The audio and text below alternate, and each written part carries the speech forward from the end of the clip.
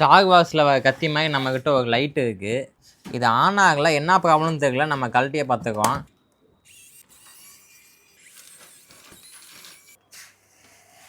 உள்ளே எத்தனை லைட்டு கொடுத்து வச்சுருக்காங்க. இதுக்கு பேர் தான் RGB லைட்டு. இதெல்லாம் நம்ம கழட்டி தான் ஆகணும். ஏன்னா இன்னுக்குள்ளே தான் 2 ஸ்க்ரூ கழட்டுறது கொடுத்துருக்காங்க. ஆல்ரெடி கழட்டிருக்காங்க போல், எல்லாமே லூஸாக இருக்குது. பேட்டரியை தனியாக கழட்டி வச்சுக்கோம்.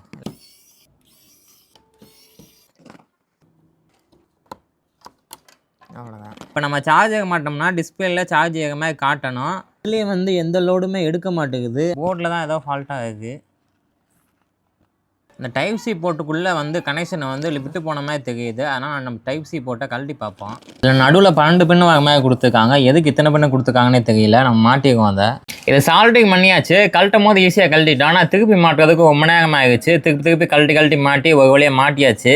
இப்போ நம்ம சார்ஜை போட்டு பார்ப்போம் வேலை செய்தான்ட்டு. கரெக்டாக கரண்ட் உள்ளே போச்சுன்னா எங்களுக்குள்ள ஆர்ம்ஸ் இன்க்ரீஸ் ஆகும். ஆனாயிடுச்சுடா, ஆன் ஆகி சார்ஜ் ஆகிற மாதிரி சிம்பிள் காட்டுது. பேட்டரியை மாட்டிட்டு நம்ம சார்ஜ் ஆக மாட்டினோம்னா சார்ஜ் ஆகுது. அங்கேயே வந்து 1.7 ஆம்ஸ் கிட்ட எடுக்குது. அப்போ வந்து பேட்டரி சார்ஜ் ஆக ஆரம்பிச்சிருச்சு.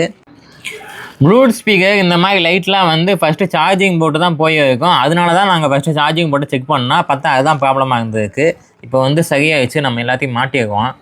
லைட்டை நம்ம ரெடி பண்ணியாச்சு. இந்த லைட்டை நம்ம ஃபோனில் கனெக்ட் பண்ணிட்டு பிரைட்னஸை கூட்டுறது, கலர் சேஞ்ச் பண்ணுறது எது வேணாலும் பண்ணிக்கலாம். இந்த ஆப்பில் நிறைய ஆப்ஷன் கொடுத்துருப்பாங்க. நம்ம தேவைக்கு ஏற்ற மாதிரி யூஸ் பண்ணிக்கலாம்.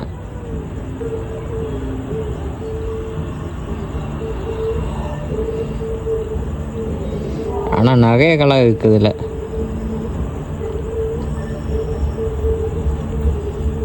அடுத்து வந்து இதில் என்னென்ன கலர் இருக்கோ நம்ம எல்லா கலரும் வந்து நம்ம சேஞ்ச் பண்ணிக்கலாம்.